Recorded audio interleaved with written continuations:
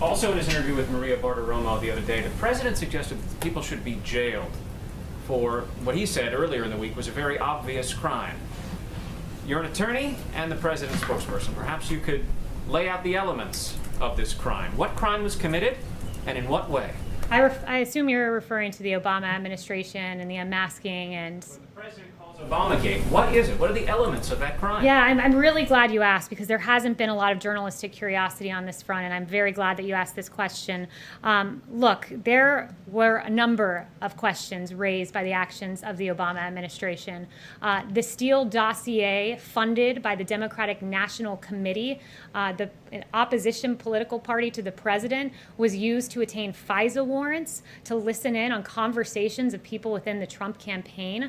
There was the unmasking the identity of Michael Flynn, and we know that in a January 5th meeting in the Oval Office with President Obama, Sally Yates from the Department of Justice learned about the unmasking, not from the Department of Justice or from the FBI. She learned about it from President Obama and was stunned and could barely process what she was hearing at the time because she was stunned of his knowledge of that.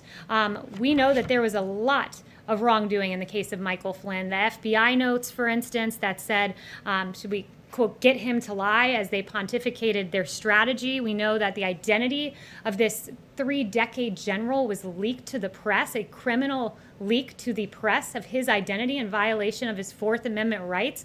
These are very serious questions. They've been ignored by the media for far too long, and I'm very glad that I think that is the second question that I have fielded on Lieutenant General Michael Flynn, because justice does matter. Those questions, they matter. Damn, it feels good to be a gangster. Questions, they matter. To be clear, I heard you mention one thing you said was criminal, and that was what?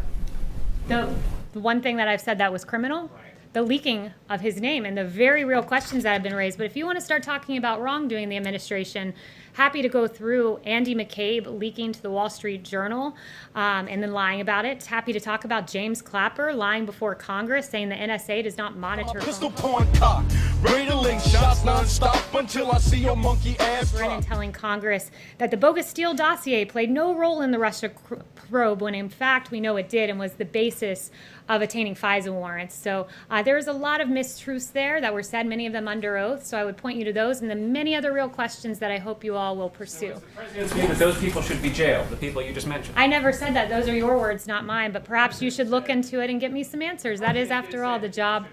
That is, after all, the job of reporters, to answer the very questions that I've laid out. And I hope you guys will take the time to do it. And I also find it interesting, if we want to start talking about fabrication of crimes, we can litigate that case pretty publicly with James Clapper, who said what President Trump did with Russia pales, that Watergate paled in comparison. We can talk about Eric Swalwell lying and saying President Trump was working on behalf of the Russians. We can talk about Hakeem Jeffries lying and saying the president was a Russian asset. We can talk about Schiff saying there was ample evidence of collusion in plain sight when in fact there was not. We can talk about Mark Warner saying there's enormous amounts of evidence of collusion. We can talk about a CNN historian who said there was a smell of treason in the Trump-Russia probe when in fact for 3 years you all talked about collusion and there was none. And it was a huge injustice, not just to this administration, but to the American people. I think my mind just goes out of control and touch on subjects motherfuckers read about.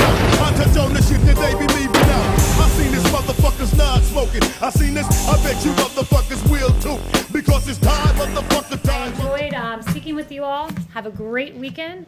And I like your pink blazer, Caitlin. Thank you. Can you just tell us